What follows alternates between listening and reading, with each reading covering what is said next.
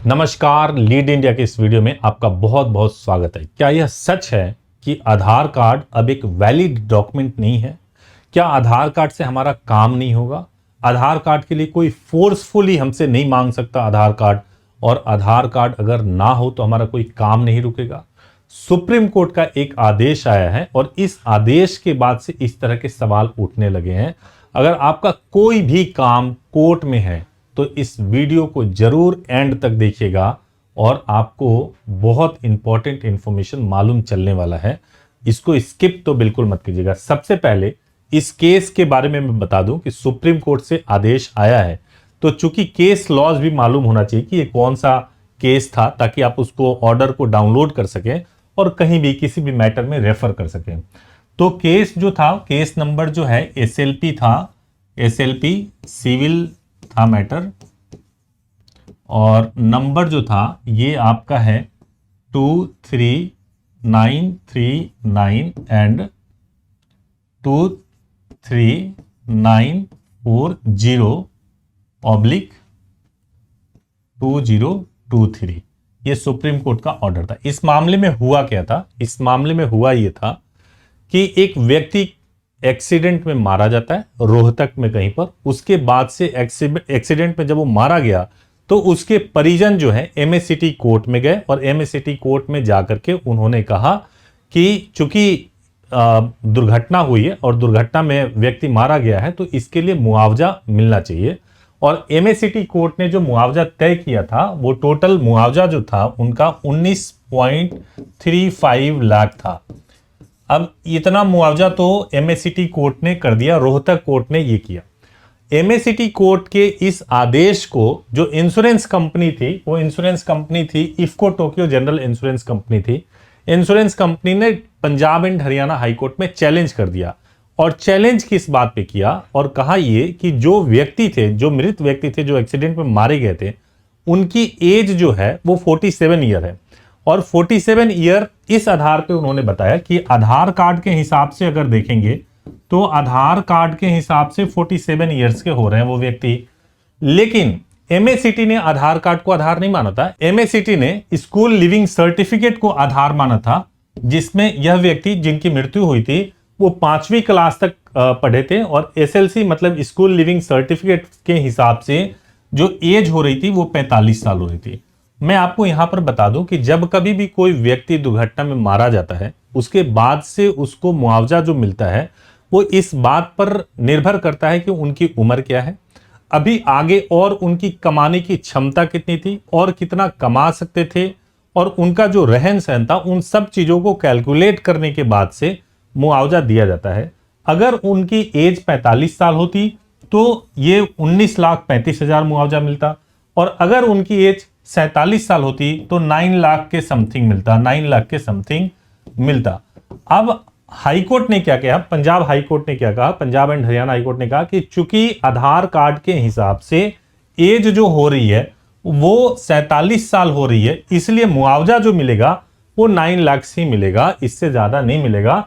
जो मुआवजे का जो एग्जैक्ट रकम था वो था 9,22,000। ये मुआवजे की एग्जैक्ट रकम थी। अब देखिए इसमें क्या होता है कि एमएससीटी कोर्ट ने तो 19,35,000 कर दिया और पंजाब एंड हरियाणा हाईकोर्ट ने कर दिया 9,22,000। एक और इंपॉर्टेंट बात मैं आपको बता दूं कि जो एमएससीटी कोर्ट थी उसने रेफर किया, और रेफर किस चीज को किया?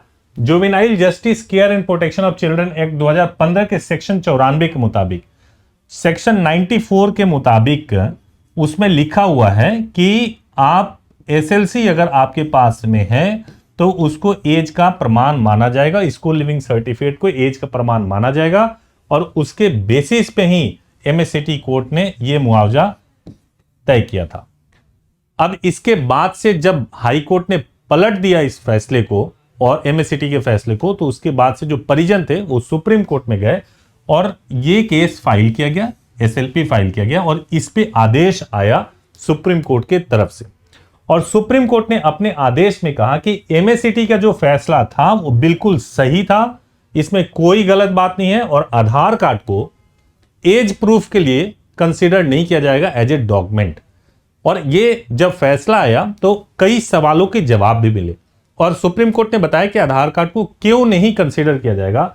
तो सुप्रीम कोर्ट ने कहा, जो बेंच थी सुप्रीम कोर्ट की, जस्टिस संजय करोल और उज्जवल भुइयां साहब की ये बेंच थी, और उन्होंने ये कहा कि ministry of electronics and information technology ने दिसंबर 20 2018 को एक सर्कुलर जारी किया था, और उस सर्कुलर के मुताबिक ये था कि हम आधार कार्ड को as a age proof consider नहीं करते हैं। और इसी सर्कुलर को बाद में UAI, जो कि आधार को बनाने वाली संस्था है, unique identification authority of India, उसने भी अपनी एक सर्कुलर जारी की थी और बताया था कि भाई सर्कुलर नंबर 8/2023 था, और जिसमें बताया था कि आधार को हम कभी भी एज प्रूफ के तौर पर कंसीडर नहीं करते हैं। तो इस सर्कुलर को आधार बना करके सुप्रीम कोर्ट ने अपना डिसीजन दिया, और सुप्रीम कोर्ट ने कहा कि कभी भी जो है हम आधार कार्ड को एज प्रूफ के तौर पे नहीं कंसीडर करते हैं। अभी इसके बाद से कई सारे सवाल खड़े हो गए, और कुछ सवाल तो मैंने नोट किए हैं, जिसमें सबसे पहला सवाल यह है,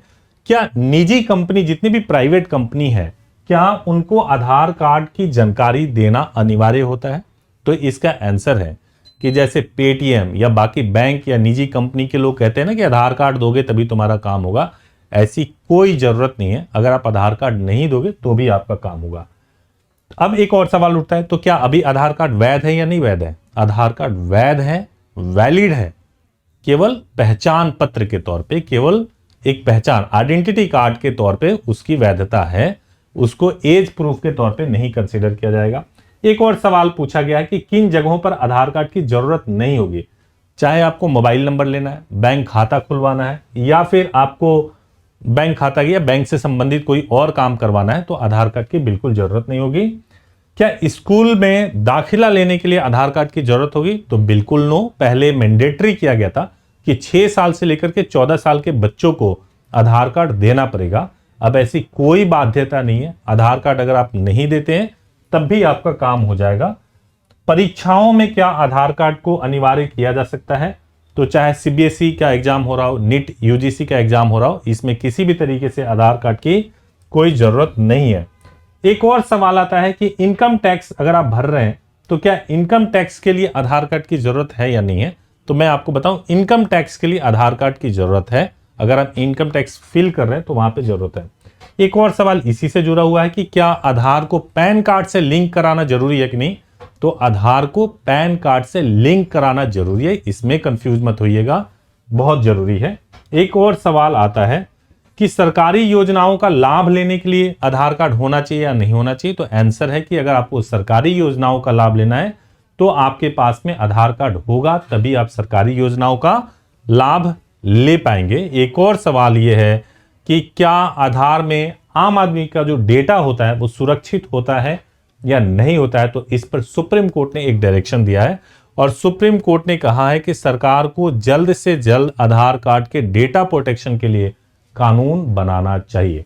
तो अब आपके मन में अगर कोई कंफ्यूजन हो कि आधार कार्ड वैध है या नहीं वैध है, आधार कार्ड से कोर्ट का कोई काम, शादी वगैरह होगा या नहीं होगा, आधार कार्ड जैसे पहले यूज कर रहे थे वैसे ही यूज कीजिए, उसमें कोई प्रॉब्लम नहीं है। लेकिन पहचान पत्र के तौर पर, एड्रेस प्रूफ के तौर पे, एज प्रूफ के लिए आधार कार्ड को नहीं कंसीडर किया जाएगा। Thank you so much for watching this video. Thank you so much.